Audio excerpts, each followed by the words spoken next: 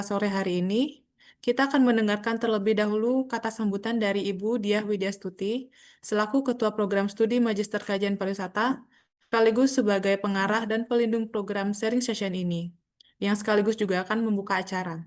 Kepada Ibu Diah, kami persilahkan. Terima kasih sekali Mbak Levi ya atas kesediaannya untuk memandu acara ini juga. Selamat sore, Assalamualaikum warahmatullahi wabarakatuh. Salam sejahtera bagi kita semua. Terima kasih kepada seluruh peserta yang hadir. Terima kasih juga kepada panitia ini sudah mau pindah estafet ini atau sudah pindah Mas Wahyu ini ya, pindah ke adik angkatan. Dan hari ini kita juga menerima kehadiran mahasiswa MKP yang baru angkatan 2025 ya. Jadi kita menjadi sebuah keluarga yang makin besar ya. Selain alumni juga ada mahasiswa aktif dan hari ini adik kita yang baru ini yang baru masuk ke semester 1. Kemudian juga selamat datang kepada dua pembicara kita yang luar biasa, para alumni MKP, ada Mbak Mbak Mai Putri, kemudian juga Mbak Setia Mukti Mahanani. Terima kasih sudah bersedia memberikan materi sharing dengan adik-adik yang kaitannya dengan tema kita hari ini, sharing session di tanggal 25 Agustus 2025 dengan tema yang sangat menarik ya, kaitannya dengan digital tourism, melintasi batas realitas, ya, inovasi virtual reality dan storytelling. Jadi sejak pandemi, terutama kita banyak sekali mengalami perubahan yang tidak kita bayangkan sebelumnya, kemudian penggunaan teknologi, kemudian virtual reality itu menjadi satu hal yang cepat sekali perkembangannya. Dan ini juga sudah direspons oleh alumni kita dengan tesis yang sangat menarik. Ini hari ini hadir mahasiswa-mahasiswa yang sedang menyusun proposal, ya, sedang menyelesaikan tesis, atau yang sedang kuliah. Jadi harapannya materi yang disampaikan ini bisa memberikan gambaran bahwa pariwisata itu sangat menarik dan ini kaitannya dengan teknologi, dengan virtual reality, dengan AI dan seterusnya bisa kita diskusikan. Selamat berdiskusi ya. Semoga kita bisa mendapatkan manfaat dari apa yang kita bagikan hari ini. Demikian, waktu saya kembalikan kepada Mbak Levi. Terima kasih, Ibu Diah. Selanjutnya, kita akan masuk ke acara inti, yaitu sharing session dengan narasumber. Nah, saya akan dibantu oleh moderator untuk memimpin sesi ini, yaitu dengan Kak Muhammad Hambali, yang merupakan mahasiswa MKP 2024. Tanpa perlu menunggu lebih lama, mari kita sambut dengan aplaus yang meriah moderator kita hari ini. Kepada Kak Muhammad Hambali, waktu dan tempat dipersilahkan. Baik, terima kasih banyak kepada Mbak Levi. Assalamualaikum warahmatullahi wabarakatuh. Selamat sore semuanya. Yang terhormat Ketua Program Studi Magister Kajian Pariwisata UGM, Ibu Diah Stuti. Yang terhormat para narasumber yang sudah membersamai kita. Yang terhormat rekan-rekan panitia. Dan yang saya banggakan teman-teman peserta sharing session pada sore hari ini. Baik, pertama-tama marilah kita panjatkan puji syukur kita kehadirat Allah Subhanahu wa taala yang telah berikan kita nikmat kesehatan, kesempatan sehingga kita bisa berjumpa pada sore hari ini di acara webinar sharing session Magister Kajian Pariwisata yang dilaksanakan keempat di tahun 2025 ini. Baik, adapun topik kita pada sore hari ini kita akan diskusi mengenai digital tourism melintasi batas realitas, inovasi virtual reality dan storytelling dalam pariwisata digital. Baik, sebelumnya perkenalkan saya Muhammad Hambali, mahasiswa MKP angkatan 2024 yang akan bertugas sebagai moderator untuk memandu berjalannya acara pada hari ini. Telah hadir bersama kita kedua narasumber. Narasumber pertama dari Mbak Setia Mukti Mahanani, alumni MKP 2019. Kemudian narasumber kedua nanti ada Mbak Meidi Putri Utami, beliau juga alumni MKP 2020. Baik, sebelumnya terkait dengan tema kita pada sore hari ini, digitalism yang selama ini mungkin kita pahami sebagai platform media atau platform promosi untuk wisatawan, untuk objek yang objek yang kita punya. Akan tetapi dengan inovasi-inovasi seperti VR, kemudian storytelling yang itu nanti memiliki peran yang cukup signifikan dalam pariwisata digital tersebut. Baik, tidak banyak yang saya sampaikan, nanti selebihnya mengenai topik ini akan dibahas oleh kedua narasumber kita. Sebelumnya, saya ingin menyampaikan bahwa nanti akan ada 2 sesi. Yang pertama dari Mbak Setia, kemudian dilanjutkan sama Mbak Meidi.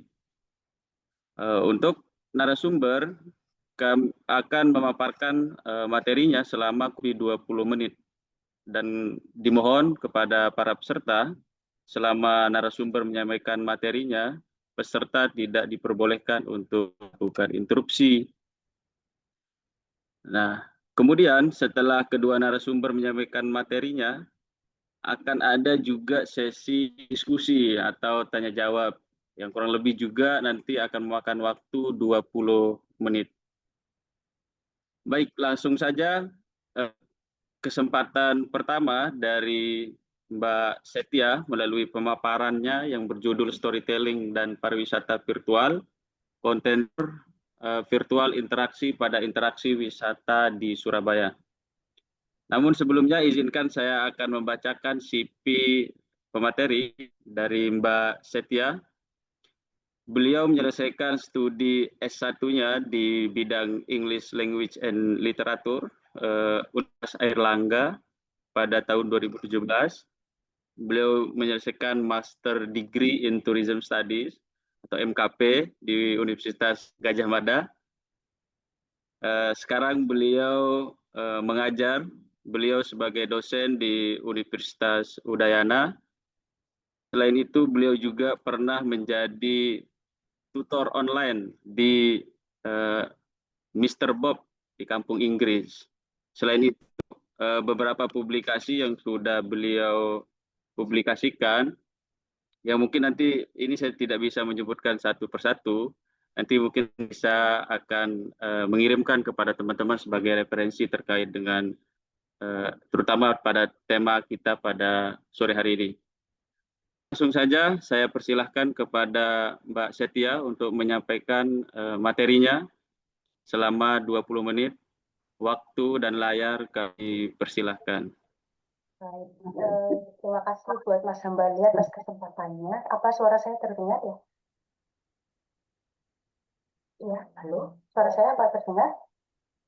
Aman, Mbak. Dengar, Mbak. Oke, terima kasih.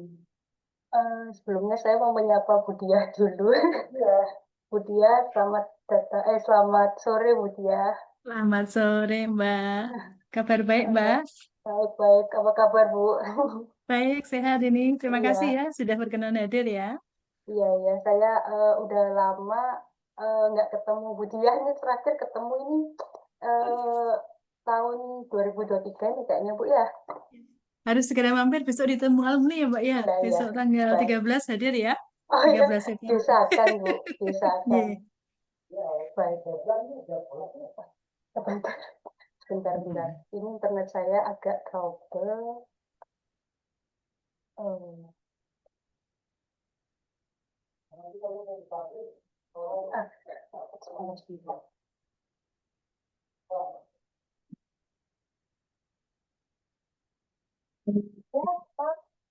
Mau pakai?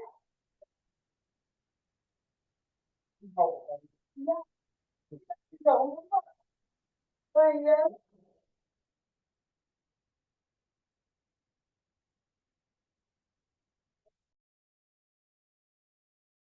Oke, baik. Mohon maaf tadi ada iklan sebentar, saya dipanggil Pak Kos ya. Motor saya buat dipindahkan tadi. Baik teman-teman, ini saya izin untuk share screen. Kita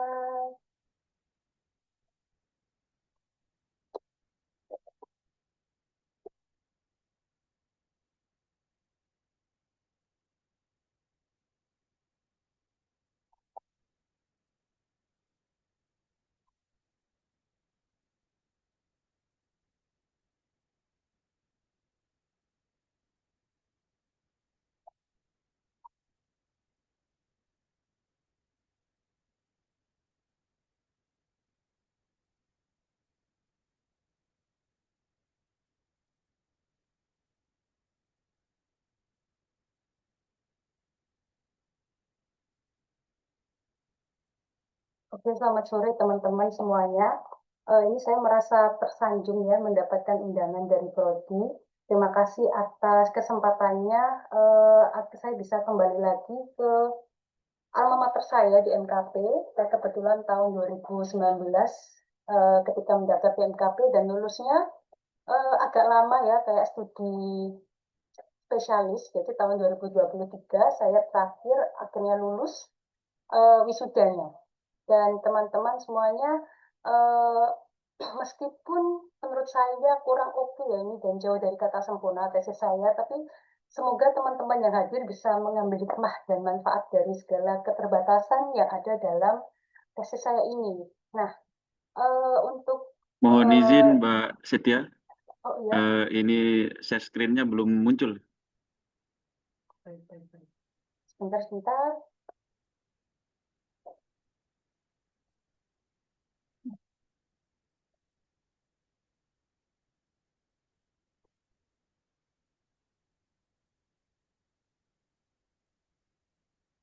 Apakah sudah muncul?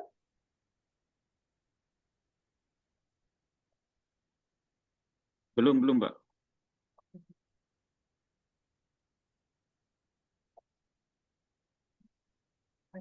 Oh ini ya.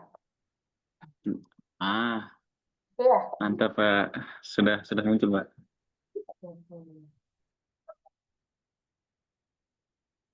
Nah, ini agar saya tidak mengulang kembali tragedi sidang tesis, jadi saya akan mengutarakan presentasi hari ini seumpama tesis saya ini adalah sebuah perjalanan supaya nggak tegang-tegang banget ya, seperti kalian melihat sidang tesis kedua gitu. Saya juga nggak merasa trauma gitu. Nah, oke, kita mulai saja. Pada saat pengajuan judul ini, waktu itu saya mulai mencari hal yang menarik di sekitar saya. Jadi saat itu saya awalnya mengajukan walking tour teman-teman. Jadi karena lagi hype di Surabaya saat itu walking tour. Namun pas itu karena pandemi ya, sekitar tahun 2020 awal, akhirnya saya mulai memutar ide, karena banyak sekali pembatasan-pembatasan yang tidak memungkinkan kita untuk mengambil data di DTW karena aktivitas outdoor kan waktu itu dibatasi dan tidak banyak tempat wisata yang buka gitu.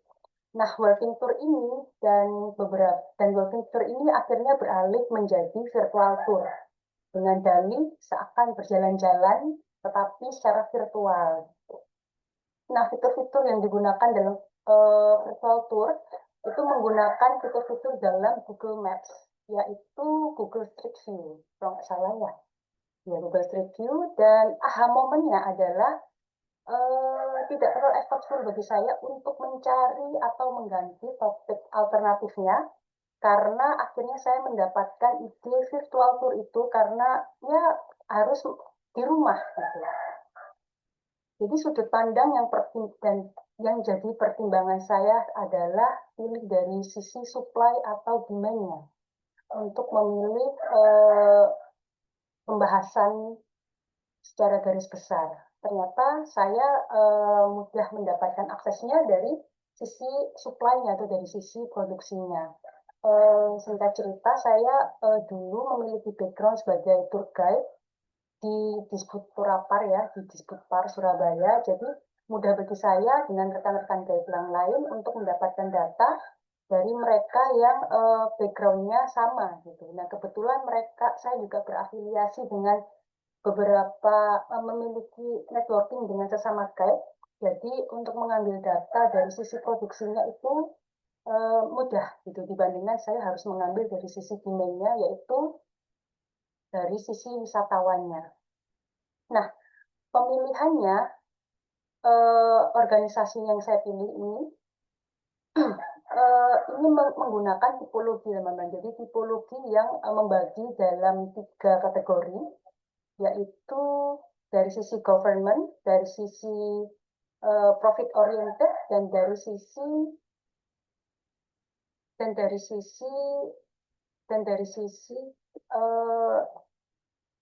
community based tourism-nya. Jadi dari sini masalah yang saya angkat adalah konten storytelling. Nah, dari konten storytelling. Dari government itu diwakili oleh Disbudpar dan market orientednya diwakili oleh Bersukaria, community base-nya diwakili oleh House of Sampurna oleh perusahaan Sampurna yang rokok itu. Jadi ini adalah salah satu program CSR dari House of Sampurna. Sebelum mereka COVID, mereka mengadakan sightseeing tour menggunakan bus seperti Disbudpar dan House of Sampurna. Kemudian Bersukaria ini fokusnya kepada walking tour. Tapi karena pandemi mereka semua beralih menjadi virtual tour. Dari sini saya mengamati tentang manajemen konten. Ini adalah pertanyaan pertama dalam tesis saya. Yang saya menggunakan pendekatan kualitatif dengan teknik wawancara pada masing-masing penyelenggara ini. Saya juga melakukan observasi pada saat itu dengan mengikuti beberapa tour virtual dan juga mengambil data video rekaman yang mereka buat. Dari 3 penyelenggara ini ada Mbak, mohon izin Mbak, ya. ini untuk slide-nya nih belum geser-geser Mbak. Oh iya, Masih di memang tidak tempat yang bergeser. sama. Oh Memang iya. ini belum Oke bergeser. Mbak. Siap Pak. Dari ketiga penyelenggara ini, manajemen konten ini ternyata berbeda. Jadi ada ketiga perbedaan ini yang teman-teman bisa lihat secara garis besar adalah dari Bersukaria dan House Sampurna itu mengadopsi dari topik tour reguler yang pernah mereka lakukan sebelumnya. Namun berbeda dengan Disbudpar Disbudpar ini menggunakan destinasi wisata yang diusung, yang dikelola, yaitu dari museum. Gitu. Nah, ini baru ganti Mas Hawali. Jadi ini adalah pertanyaan kedua dari tesis saya, yaitu tentang isi dari storytelling-nya yang banyak berurusan dengan narasinya. Jadi masih sama-sama menggunakan pendekatan kualitatif, namun di sini saya menambahkan dengan konten analisis dan semiotika untuk mengetahui greget suatu cerita yang disampaikan secara verbal dan visual. Jadi agak tricky teman-teman, jujur li, ketika harus mengamati gambar, karena dari visual dan verbal ini adalah 2 elemen yang saling mendukung satu sama lain. Jadi hasil dari observasi tour virtual ini sudah tidak dikelompok-kelompokkan lagi dari penyelenggaranya, melainkan sudah dijadikan satu videonya. Gitu. Jadi saya mengambil secara garis besar konten-konten yang ada dalam video-video 3 penyelenggara itu. Hasilnya adalah ada kecenderungan DPW yang diunggulkan sebagai bahan liburan di tour virtual ini yang ditawarkan oleh yang dimunculkan kepada penyelenggara, kepada penonton gitu. Bahwa mereka identik memunculkan DPW yang bersentuhan dengan monumen, museum, tempat ibadah, sosial masyarakat, dan juga cagar budaya. Jadi saya melihatnya dari tampilan gambar-gambar yang ada di layar yang saat itu ditampilkan oleh guide-nya gitu. Nah, ini adalah slide terakhir yang mewakili pertanyaan terakhir saya. Jadi ini ceritanya adalah slide dadakan, kayak tahu bulat teman-teman. Ini adalah pertanyaan yang secara tiba-tiba muncul di presentasi sidang, namun tidak tertulis di teks draft tesis. Gitu. Jadi ini adalah hasil finalisasi draft dengan pembimbing sebelum maju. Banyak-banyaklah diskusi ya saran saya ketika berhadapan dengan dosen pembimbing. Jadi bukan bertanya ini harus bagaimana, lalu kita manut-manut aja gitu dengan mereka, namun kita harus banyak-banyak diskusi gitu, supaya ada pertukaran kognitif di antara kita dengan dosen pembimbing. Gitu. Nah, ini adalah salah satu hasil diskusi waktu itu sama Prof. Edi sebelum saya maju. Kemudian saya juga mendapatkan masukan dari teman-teman seangkatan dan teman-teman seperjuangan yang lagi ngerjain tesis, bahwa tur virtual ini udah nggak ada lagi ketika saya mengajukan sidang. Nah, akhirnya pertanyaan ini muncul tentang tujuan diadakannya tur virtual. Gitu. Tujuannya apa? Karena setelah pandemi, tur virtual itu bukan untuk wisata, melainkan untuk memahami identitas kota, mengambil nilai historis, sarana promosi dan produk aktivitas, juga membangun brand awareness dan mencari dan mendapatkan informasi tentang objek wisata. Jadi ini semua muncul ketika ada interaksi dua arah dari pemandu wisatanya dengan penonton gitu. Dengan penonton. Jadi penonton itu ketika virtual itu bilang seperti ini. Apakah jam bukanya berubah gitu, ataukah nanti museum ini akan dibuka setelah pandemi gitu. Jadi akan ada informasi seperti itu yang ternyata dibutuhkan saat virtual tour, dan itu akan dinanti-nanti oleh para penonton.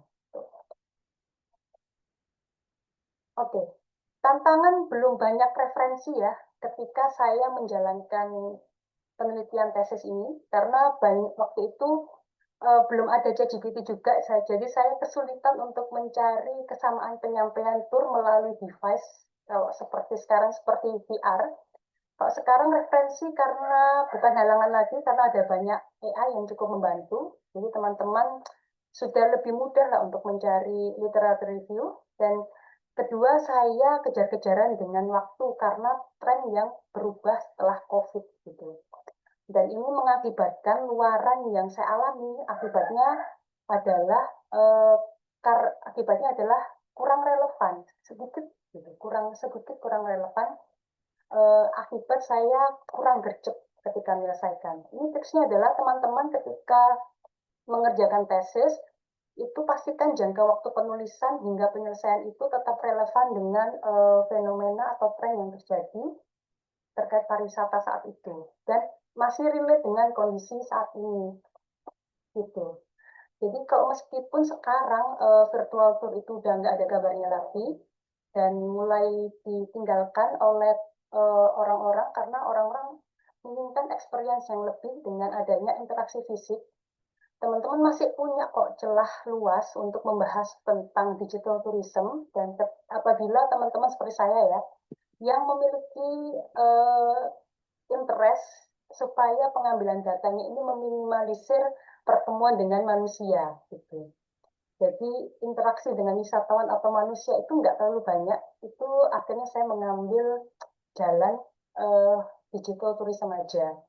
Karena itu bisa dilakukan di mana aja, nggak harus terbatas oleh ruang dan waktu. Gitu. Ini adalah future research yang saya bisa rekomendasikan untuk teman-teman yang memiliki ketertarikan dengan e-tourism dan digital tourism. Kalau dulu pada masa sebelum COVID sampai COVID itu ada word of mouth, influencer dalam keputusan berwisata.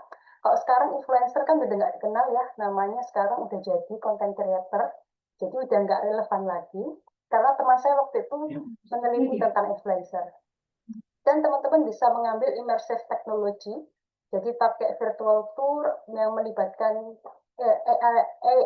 AR dan VR, itu ketika sebelum COVID. Namun sekarang teman-teman bisa menggunakan AI chatbot dan juga smart tourism, yang ini saya coba ambil dari beberapa judul di jurnal-jurnal internasional.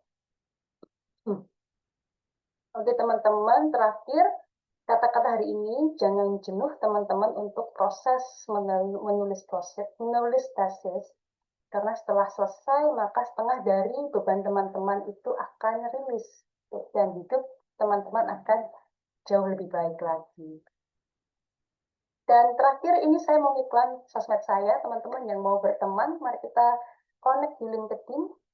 Saya tunggu connect-nya. Baik, terima kasih. Sedikit aja ya, cepat aja ya. Oke, saya kembalikan ke moderator untuk acaranya. Terima kasih. Terima kasih Mbak Setia atas pemaparan materinya ya. Kepada teman-teman nanti silahkan dipersiapkan pertanyaan yang kepada Mbak Setia. Selanjutnya kami akan persilahkan Mbak Meidi untuk narasumber kedua melalui pemaparannya yang berjudul Analisis Penggunaan Virtual Reality pada Wisatawan Milenial dalam Mempengaruhi Minat Berkunjung ke Destinasi Wisata. Tapi seperti biasa, sebelumnya saya akan membacakan CV dari Mbak Meidi. Beliau menyelesaikan S1 Manajemen Pariwisata di Sekolah Tinggi Pariwisata Nusa Dua Bali pada tahun 2019. Kemudian beliau menyelesaikan S2-nya di MKP UGM pada tahun 2022. Sekarang beliau aktif sebagai Editor of Community Service Journal di Universitas Airlangga. Seperti biasa, beliau publikasinya ini banyak dari tahun 2022 sampai tahun 2025, yang nanti mungkin bisa saya kirimkan kepada teman-teman sebagai refleksinya. Baik, langsung saja kami persilahkan kepada Mbak Meidi untuk menyampaikan materinya. Waktu dan layar saya persilahkan. Baik, terima kasih moderator. Apakah suara saya jelas? Jelas, Mbak. Baik, saya izin share screen dulu ya.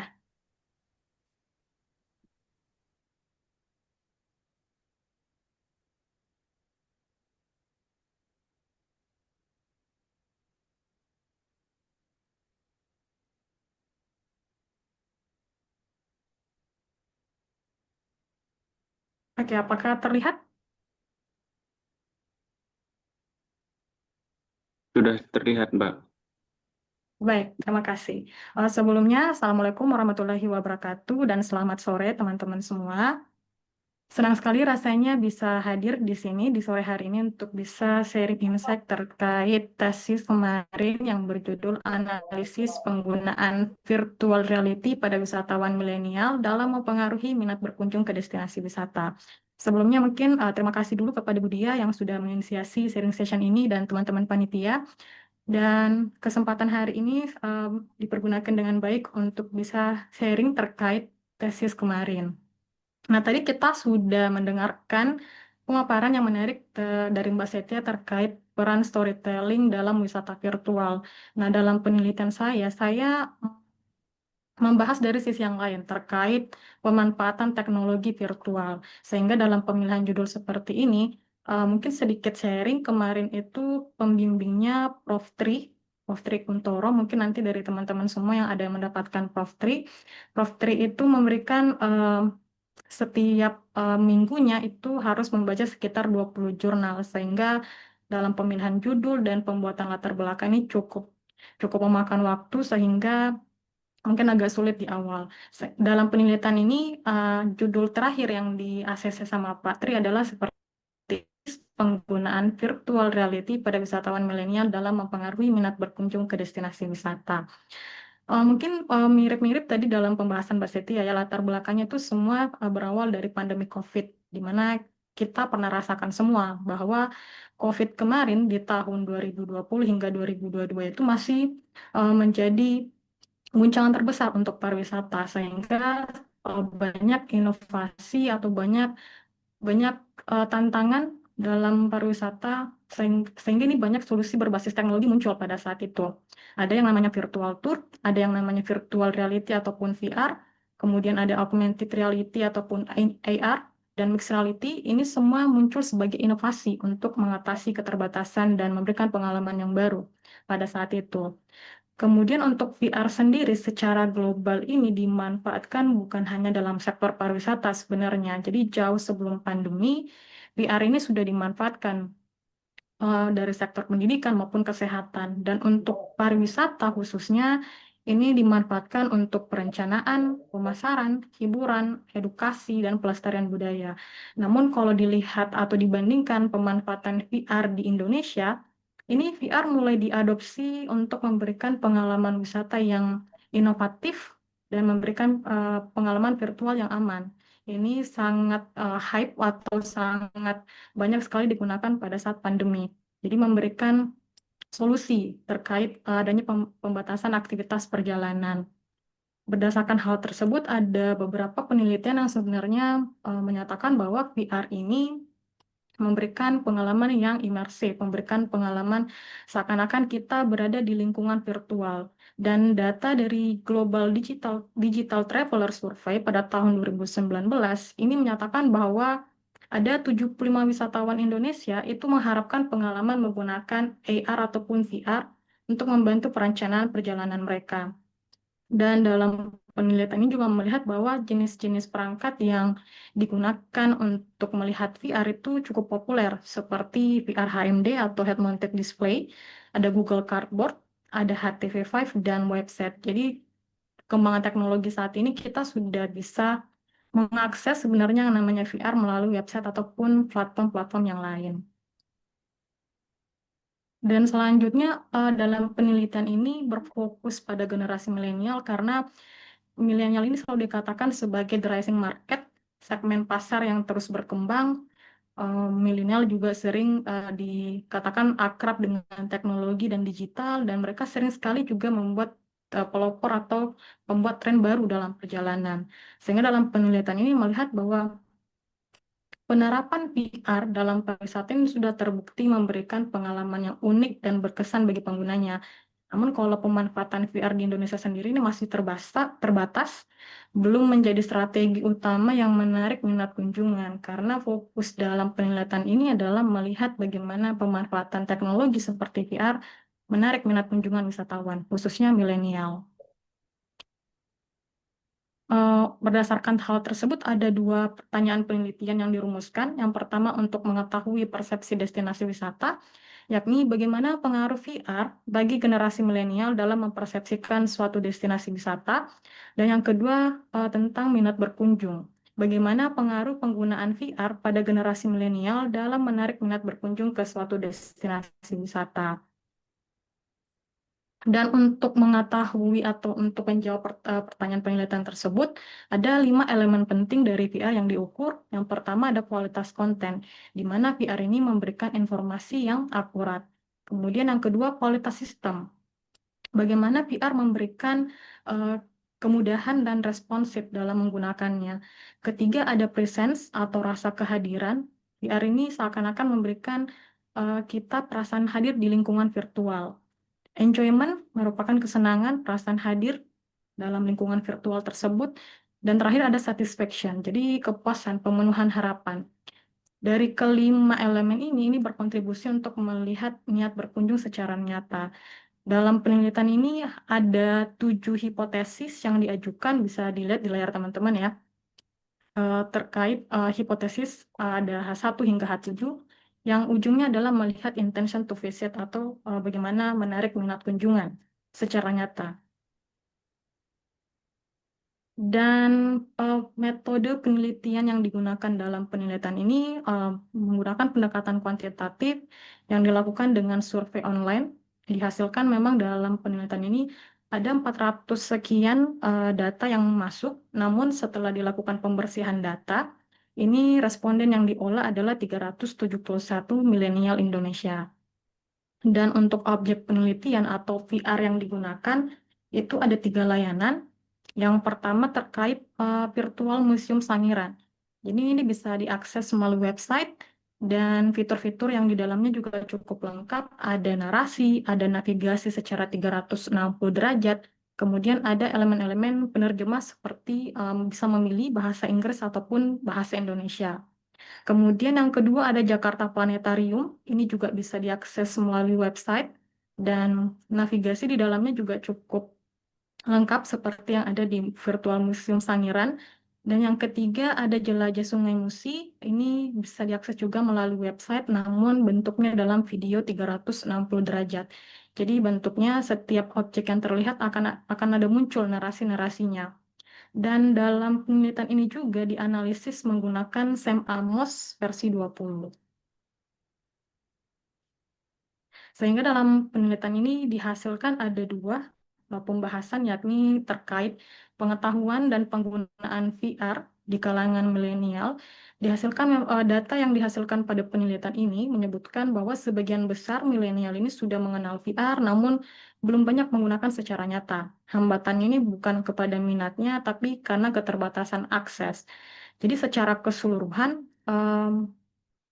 respon milenial terhadap elemen-elemen yang diukur seperti kualitas sistem hingga kepuasan ini menunjukkan respon yang positif.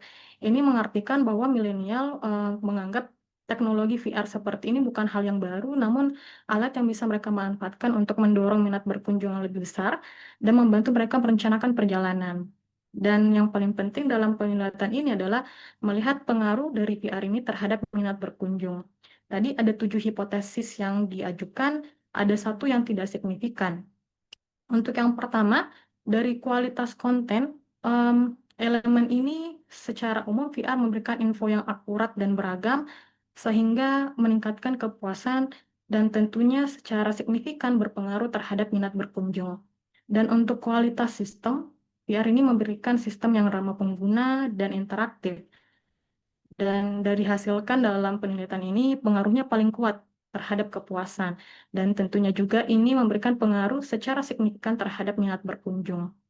Kemudian ada presence terkait VR memberikan perasaan hadir di destinasi, dihasilkan bahwa ini meningkatkan kesenangan dan kepuasan dan secara positif berkontribusi untuk meningkatkan minat berkunjung.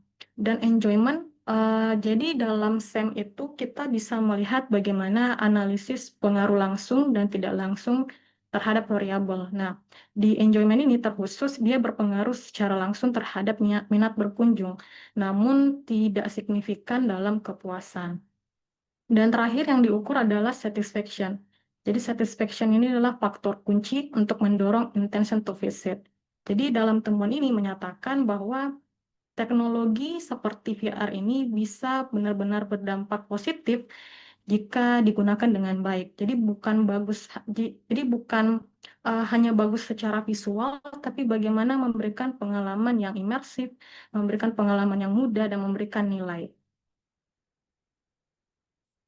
Dan pembahasan selanjutnya terkait VR, ini makin optimal dimanfaatkan pasca pandemi, jadi menjadi solusi jangka panjang untuk pariwisata.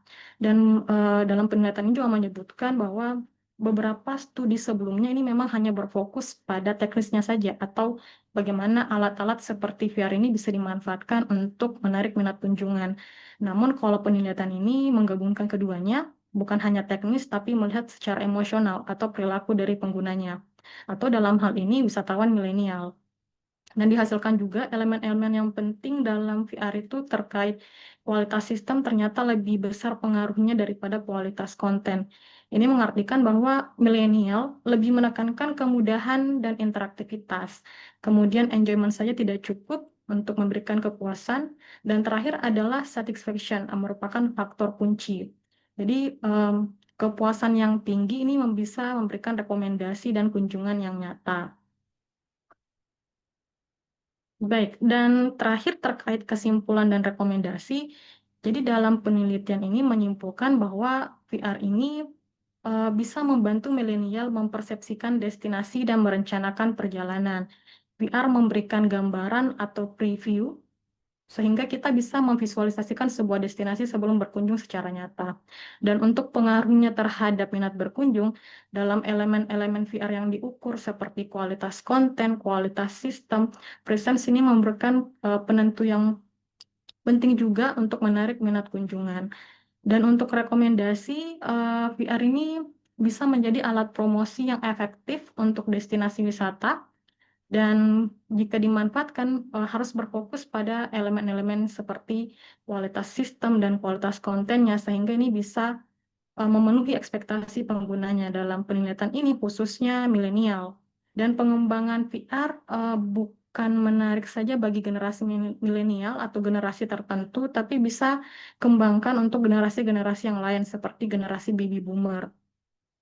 Dan untuk keterbatasan dan arah penelitian selanjutnya, jadi dalam penelitian ini objeknya itu terbatas, tidak secara luas, hanya pada city tour dan museum. Dan ini tidak bisa digeneralisasikan secara umum untuk semua jenis tujuan wisata, karena representasi lingkungan yang berbeda. Jadi mungkin bisa saja berbeda untuk jenis tujuan wisata. Dan yang kedua, sampelnya terbatas itu hanya pada milenial. Jadi mungkin untuk kedepannya ini bisa dikomparasi ataupun bisa digabung atau bisa melihat secara luas demografi yang lain, bukan hanya pada milenial. Dan potensi baru untuk pemanfaatan VR ini bisa untuk lansia dan penyandang disabilitas. Dan mungkin penutup untuk penelitian ini, jadi VR ini bukanlah pengganti perjalanan, tapi VR ini hanyalah alat yang bisa kita manfaatkan secara maksimal untuk pariwisata Indonesia. Dan VR ini bukan hanya sekedar tren saja, tapi bisa menjadi solusi jangka panjang untuk pariwisata di Indonesia. Jadi mungkin cukup presentasi dari saya kembalikan ke moderator.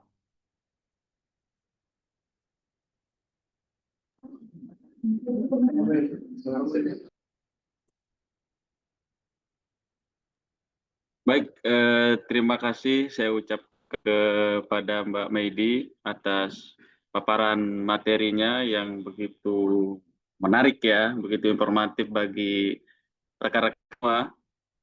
Baik, kepada teman-teman jamaah Zoom yang saya banggakan, sebelum kita masuk pada acara sesi diskusi, ini akan ada sedikit permainan untuk untuk kita cari hadiah ya. Nanti akan langsung dipandu oleh Mbak Olivia. Kepada Mbak Olivia, waktu dan layar saya persilahkan. Baik, terima kasih banyak Bapak Moderator. Seperti yang sudah disampaikan, mungkin kita bisa langsung game aja ya teman-teman. Oke.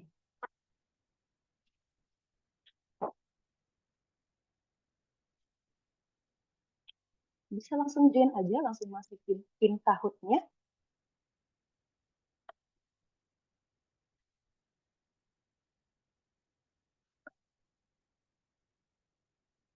Oh, sebentar. Kesalahan teknis. Maaf.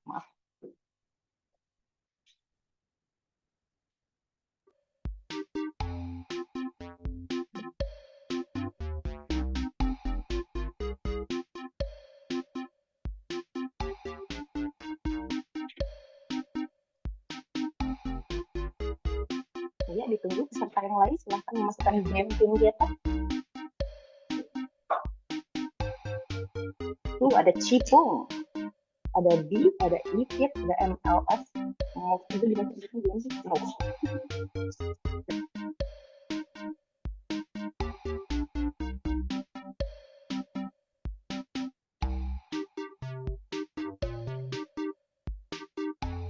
Oke, mari kita lanjut saja.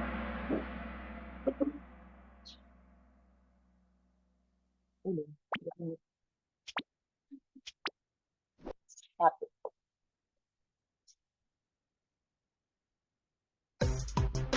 Ayo, apa itu digital tourism? Barusan nih tema kita nih, pasti bisa jawab lah. Ini mah bisa nih logika. Betul. Oke.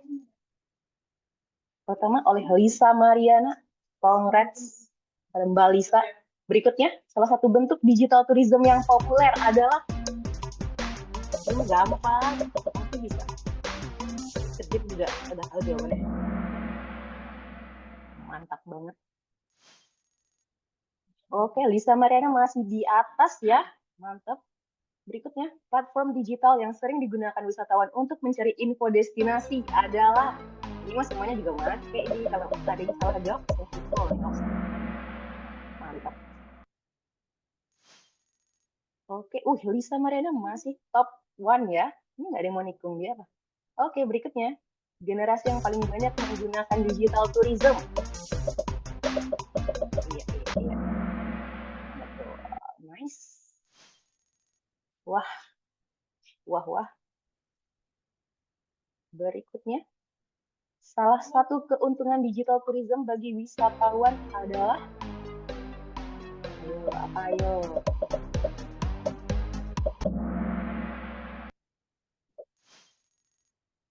Wow, Lisa Mariana tertikung.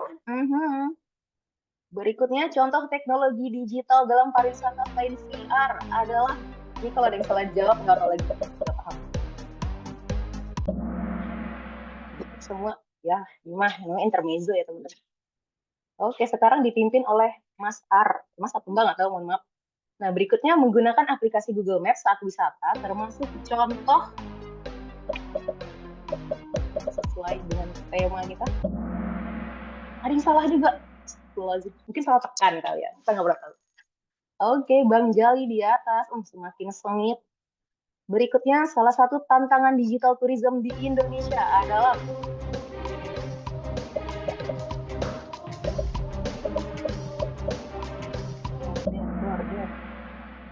nah, begitulah. Mantap.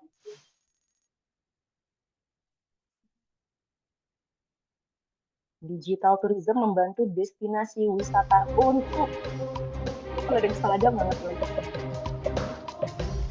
Ini kita gampang ya pertanyaannya teman-teman. Jago-jago juga nih Dok. Wah, sekarang di urutan yang ke atas ya. The last but not least, teknologi digital dalam pariwisata ke depan sebaiknya diarahkan untuk apa ini?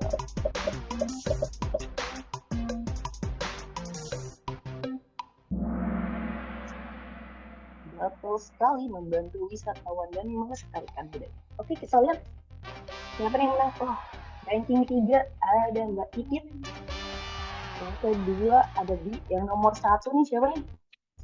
Peringkat pertama Bang Jali. Congrats Bang Jali. Nah, untuk Bang Jali karena sebagai pemenang dari round ini, ntar bisa langsung kontak ke panitia aja ya biar dapat hadiah. Selamat Bang Jali. Udah gitu. Dan sekarang aku kembalikan ke moderator. Terima kasih.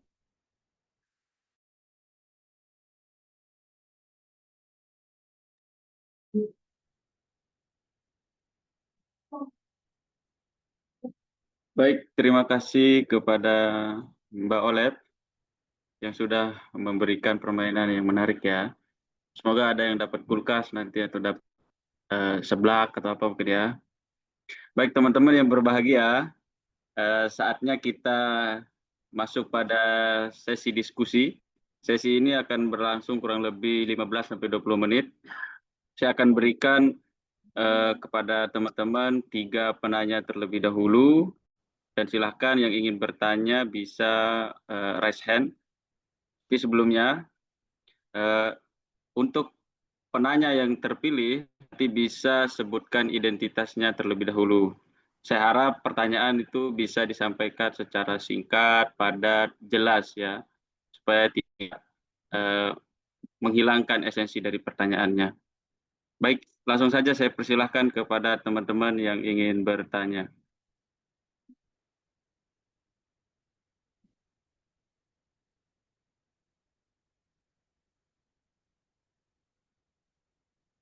Jadi,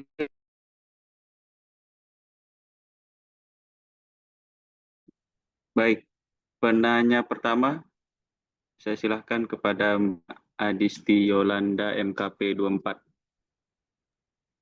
Oke, sebelumnya selamat sore teman-teman, suara saya terdengar jelas. Oke, ya terima kasih untuk Mas Hambali, teman-teman dan kakak-kakak semua. Perkenalkan di sini saya Adisti Yolanda. Saya mahasiswa MKP dari angkatan 2024. Izin bertanya langsung, mungkin kaitan sebenarnya mungkin topiknya juga saling berkaitan ya antara dari Mbak Setia dan Mbak Putri gitu. Nah, kemudian saya itu juga ada rasa ketertarikan untuk rencana tesis saya itu juga berkaitan dengan storytelling seperti itu, dan konsep dari storytelling itu juga memang punya kaitan erat pada dunia digitalisasi seperti itu untuk menjangkau pasar sebagai media promosi. Nah, pertanyaan saya itu mungkin ke Mbak Setia, mengkonfirmasi terkait konsep storytelling pada tesis yang waktu Mbak Setia kerjakan itu tuh ditekankan pada apa ya, konten yang dimiliki destinasi atau pada komunikasi oleh pemandu wisata sebagai interpreter atau sebagai storyteller seperti itu.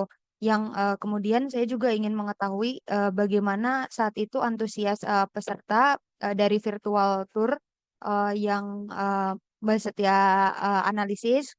Kemudian saya tuh juga ingin mengetahui sebenarnya bagaimana sih relevansinya saat ini gitu kan. Nah, mungkin bentuknya bukan pada virtual tour tapi apa, pada tour nyata yang sebenarnya seperti itu. Nah, kemudian tapi konten yang di deliver sama-sama dengan model storytelling seperti itu. Mungkin itu pertanyaan dari saya. Terima kasih banyak.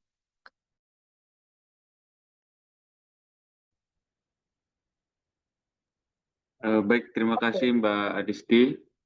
Mungkin langsung saja saya jawab Kak. bisa dijawab oleh pembeli terkait Oke, dengan storytelling tadi ya. terima kasih Baik, saya persilakan pertanyaannya. Mbak Setia.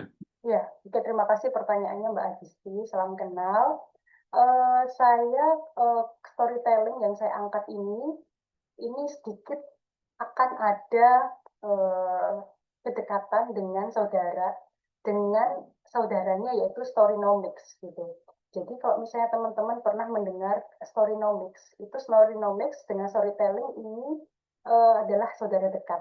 Namun yang saya pahami adalah bahwa Storynomics ini turunan dari storytelling dengan tujuan yang lebih berbeda gitu. Jadi Storynomics ini lebih menekankan pada marketing driven storytelling based marketing gitu, untuk memunculkan suatu destinasi itu melalui cerita dan akhirnya mereka memiliki semacam apa namanya multiplier effect yang bisa mengenalkan destinasi atau objek wisata yang dalam satu lingkup di tempat itu. Kebetulan waktu itu adalah lagi hype-nya Storynomics diangkat oleh para tim ahli dari UGM. Waktu itu mengangkat Storynomics dalam Borobudur dan storytelling yang diceritakan adalah tentang relief-relief yang ada di Candi Borobudur. Yang pada akhirnya mereka seperti diarahkan melalui mantra storytelling itu ke desa-desa yang menawarkan seperti wellness tourism, kemudian melalui gastronominya, kemudian melalui rempah-rempahnya seperti itu. Jadi storytelling yang saya angkat ini, jadi pertanyaannya apa ya?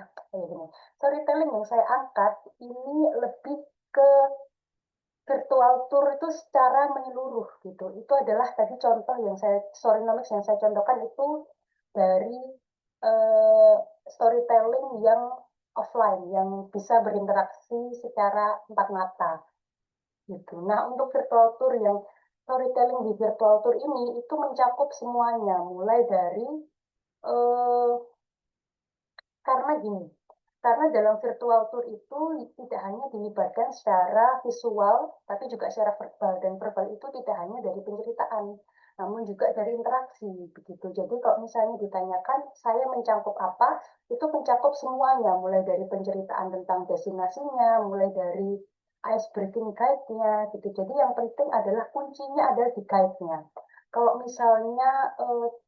misalnya diterapkan di apa tour yang offline itu bisa Mbak Asdisti menerapkan dari storytelling guide-nya. Karena waktu itu saya mencari jurnal-jurnal yang berhubungan itu adalah tentang storytelling guide gitu. Jadi coba aja dicari di apa namanya jurnal itu tentang storytelling yang rely on the guides gitu. Jadi yang kebanyakan mengambil dari cara penceritaan guides-nya sehingga menunjukkan intention to visit, visit back apa kayak gimana, visit back gitu loh, semacam intention to visit again gitu lah.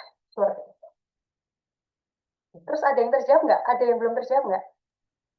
Oke, sudah sih Kak, saya menemukan poinnya yaitu kalau misalnya di tesisnya Kak Setia itu menekankan pada sisi pemandu gitu kan, dan konteks storytellingnya itu menyeluruh gitu, tidak tidak menekankan pada salah satunya gitu. Nah, kebetulan saya juga tadi termention konsep yang akan saya usung itu tentang terkait storynomics. Nah, saya akan ke arah sana, ke model marketingnya, sehingga memang beberapa jurnal yang saya baca pun juga POV untuk storytelling itu banyak sekali seperti itu. Jadi em, saya memutuskan untuk mengarah pada salah satunya saja seperti itu. Terima kasih Kak atas itunya. Mungkin nanti kalau misalnya di luar dari sini saya ada sedikit berkomunikasi gitu kan, semoga berkenan gitu. Oh ya, ya. Terima kasih. Boleh, ditunggu. Ditunggu Oke, diskusinya ya. oke. Terima kasih Kak Setia dan Kak Putri. Baik, terima kasih Mbak Setia dan Mbak Adisti yang sudah menghidupkan diskusi terkait dengan pertanyaan dan jawaban tadi lumayan luar biasa ya. Selanjutnya saya persilahkan kepada teman-teman yang lain untuk bertanya. Saya hitung sampai 10 ya. 1, 2, 10. Nggak ada ini.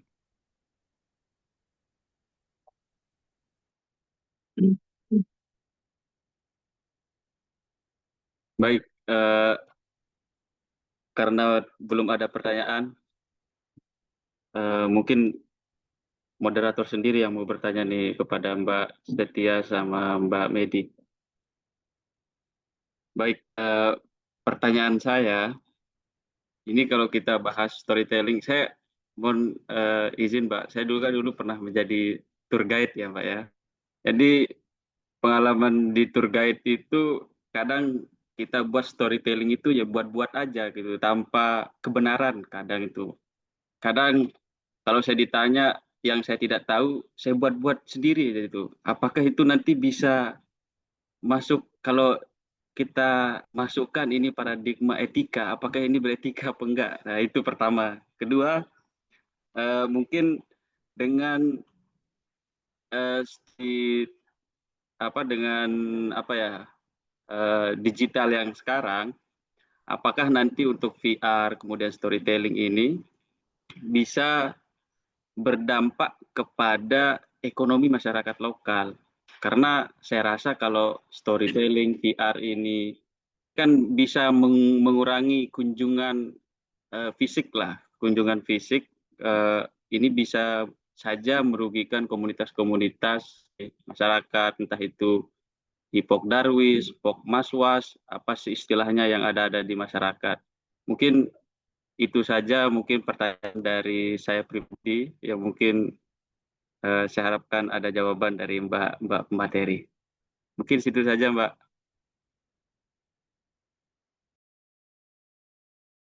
Jadi mungkin Kak Medi mungkin mau jawab dulu. Mungkin Coba dari Mbak dulu. Setia dulu kayaknya.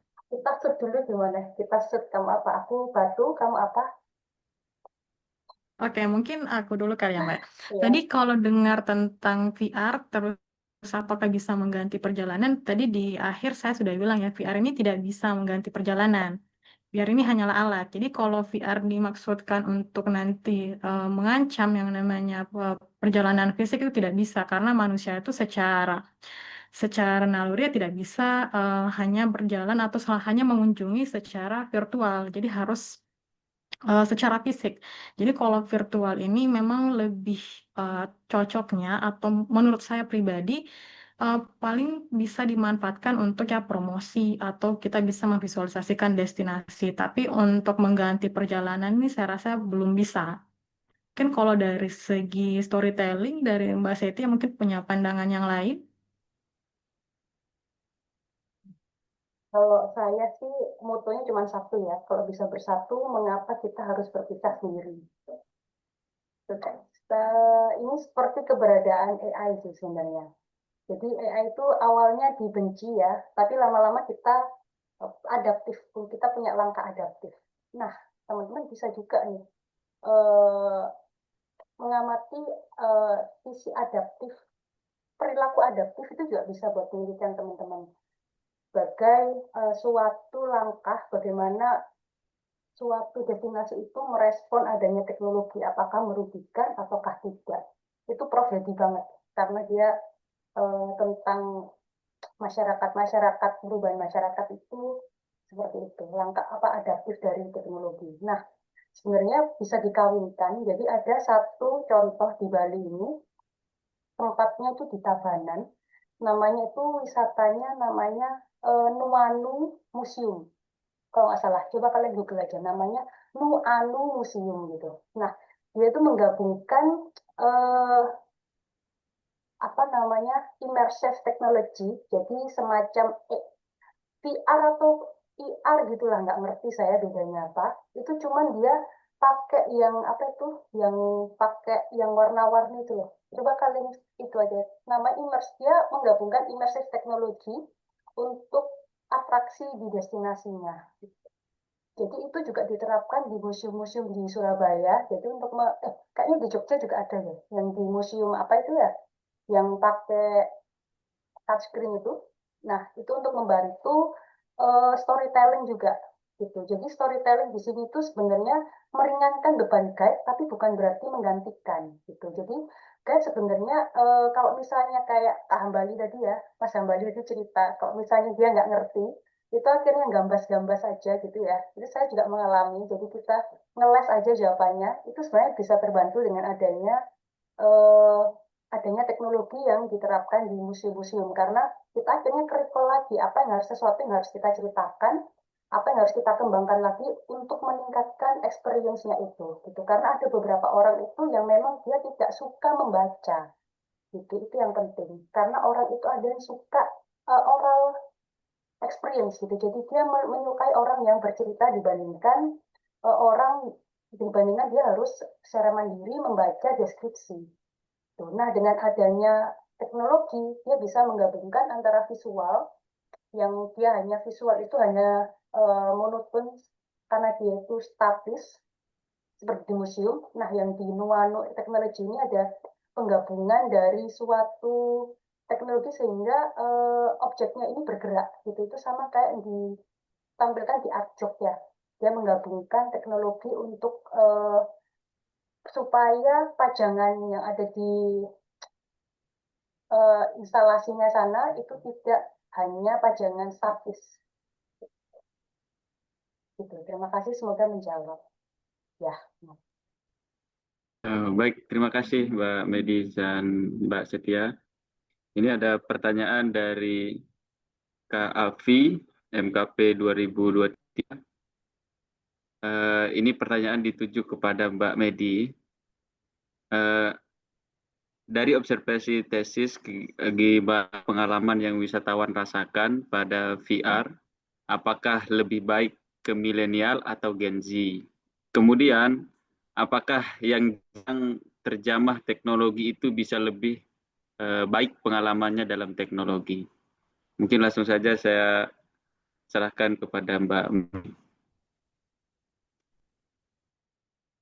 Baik, terima kasih. Tadi Api ya, dari MKP 23, terima kasih atas pertanyaannya. Jadi kalau terkait dengan observasi tesis terkait wisatawan milenial ataupun Gen Z, jadi ini tergantung dari pemilihannya nanti apakah mau fokusnya ke generasi milenial ataupun Gen Z. Kalau dari perbedaannya generasi milenial ini karena mereka lebih adaptif, mereka juga lebih memperhatikan pengalaman dari sisi praktisnya. Tapi kalau kita lihat sekarang Gen Z yang sekarang itu sepertinya lebih kritis ya. Jadi tadi dalam penelitian apakah bisa diperluas demografinya, jadi bisa melihat dari generasi milenial dan generasi Z itu bisa jadi penelitian yang menarik karena pasti ada perbedaan dari sisi perilakunya. perilaku wisatawannya. Apakah milenial seperti ini untuk hasilnya, dan untuk generasi atau Gen Z istilahnya sekarang itu juga pasti berbeda untuk pemanfaatan VR seperti ini. Dan terkait apakah yang jarang terjemah teknologi itu bisa lebih baik pengalamannya dalam teknologi? Belum tentu juga ya, karena biasanya orang-orang yang kurang terjamah terkait teknologi ini pasti merasakan jika pertama kali menggunakan teknologi seperti VR ini biasanya ada perasaan mind blowing atau ada perasaan yang baru terhadap sebuah teknologi. Dan itu bisa saja ada keterbatasan-keterbatasan seperti tadi ada masih keterbatasan akses ataupun mereka juga masih kurang paham bagaimana pemanfaatannya secara maksimal. Tapi secara positif mereka akan merasakan ini adalah kebaruan dalam pemanfaatan teknologi. Mungkin seperti itu, Mas Afif. Saya kembalikan ke moderator. Baik, terima kasih Mbak Medi. Gimana Mas Afif, apakah sudah terjawab? Mbak Afif ya.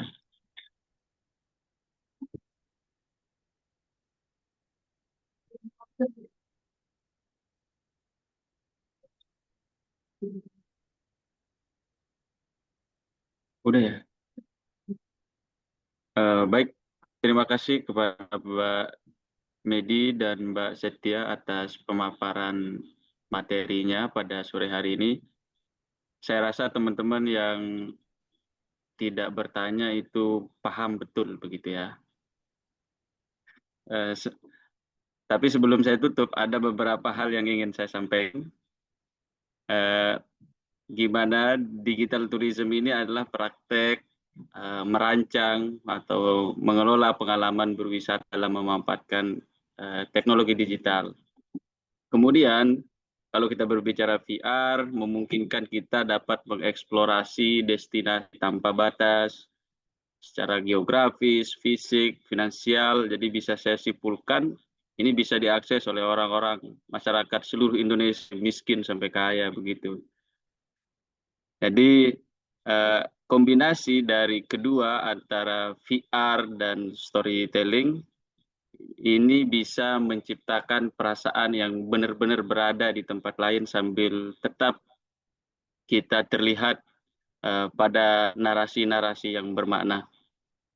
Mungkin itu saja penutup dari saya. Sekali lagi saya ucapkan terima kasih kepada Mbak Medi dan Setia. Mudah-mudahan materi yang diberikan ini dapat memberikan atau menambah wawasan bagi teman semua, bagi kita semua. Dan pada akhirnya saya Muhammad Hambali pamit undur diri. Terima kasih kepada teman-teman semua. Kemudian acara saya serahkan kepada MC. Sekian, wassalamualaikum warahmatullahi wabarakatuh. Baik, terima kasih Kak Muhammad Hambali. Bapak Ibu rekan-rekan sekalian, tidak terasa sudah kurang lebih 1 jam kita bersama-sama mengikuti acara dan bertukar pikiran tentang bidang keilmuan pariwisata, khususnya digital tourism. Semoga sharing session hari ini menambah wawasan serta menginspirasi Bapak Ibu dan rekan-rekan sekalian. Dan tentu saja ini menjadi sebuah langkah yang mendorong Bapak Ibu dan rekan-rekan sekalian agar dapat lebih berkontribusi dalam pengembangan ekosistem pariwisata. Terima kasih juga kepada dua narasumber kita yang atas insight dan sharingnya sore hari ini. Selanjutnya, kami secara virtual akan menyerahkan sertifikat kepada narasumber hari ini. Yang pertama, penyerahan sertifikat kepada Kak Setia Mukti Mahanani. Kepada tim dokumentasi dimohon bantuannya untuk mengabadikan.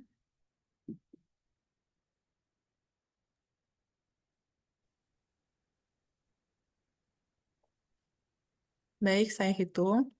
1, 2, 3. Ya, terima kasih. Yang kedua, penyerahan sertifikat kepada Kak Meidi Putri Utami. Kepada tim dokumentasi dimohon bantuannya untuk mengabadikan.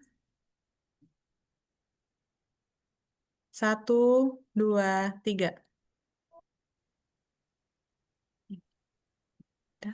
Baik, terima kasih banyak. Untuk mendapatkan sertifikat, diharapkan peserta yang belum mengisi presensi dapat mengisi link ke presensi yang sudah dibagikan melalui chat Zoom, dan sertifikat akan dibagikan melalui email. Untuk mengabadikan acara kita pada hari ini, kita akan berfoto bersama dulu. Dimohon tim admin Zoom dapat membantu untuk screen capture, dan dimohon Bapak Ibu, rekan-rekan sekalian menyalakan videonya.